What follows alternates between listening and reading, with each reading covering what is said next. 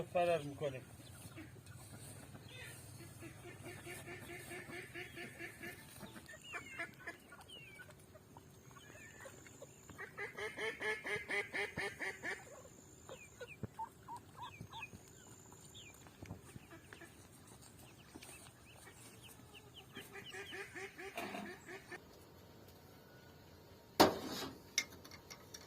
چهار قاشق غذاخوری شکر رو تو آب ولرم حل میکنم.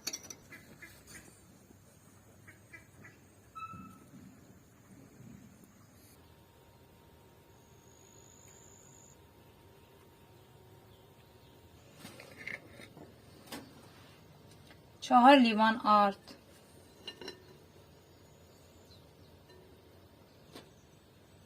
یک قاشق غذاخوری خمیر مایه، یک قاشق مرباخوری بیکینگ پودر، یک قاشق غذاخوری ماست، نصف قاشق چایخوری وانیل،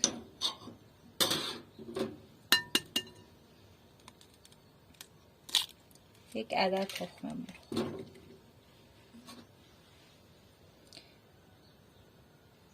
یک سوم پیمانه روغن،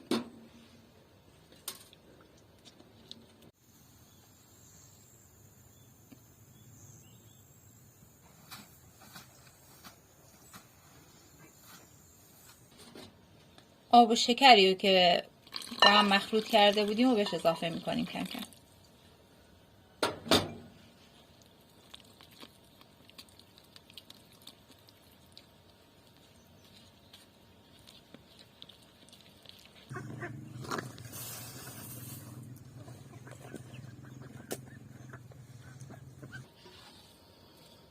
گول چسبناکی خمیر رو نخورید و بهش آرد اضافه نکنید. بعد از استراحت این چسبناکی خمیر از بین میره. کمی با روغن ظرف رو چرب میکنیم و روش رو میپوشونیم. به مدت نیم ساعت اینو استراحت میدیم.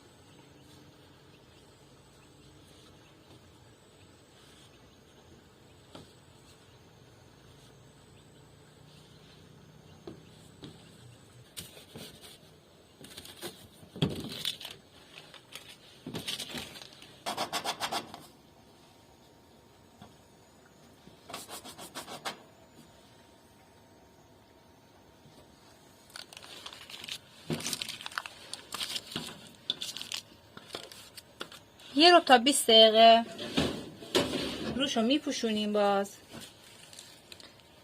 خمیرمون استراحت کنه.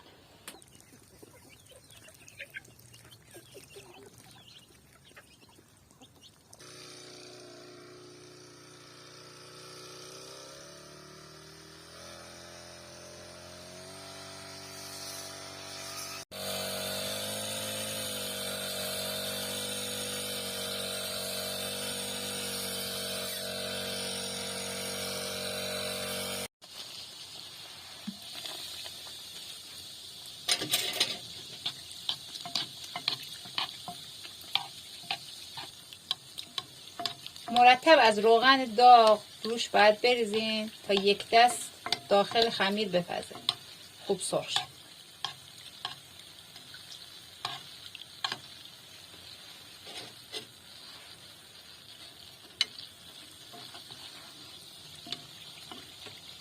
توی هر کاری چند بار وقتی که اینو انجام بدید حرفه‌ای میشید. نگران اول و دومش نباشید، بعد چند بار حتما نتیجه خوبی میگیرید.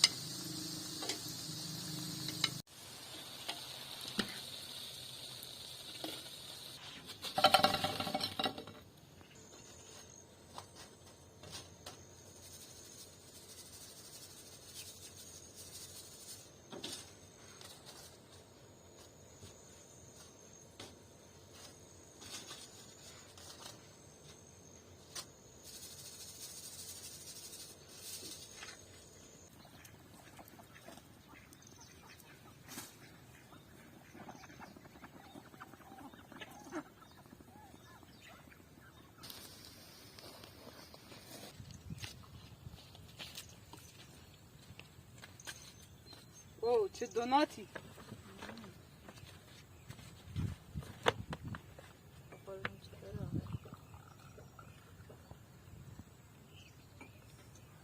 حامد تو هم بیا دیگه.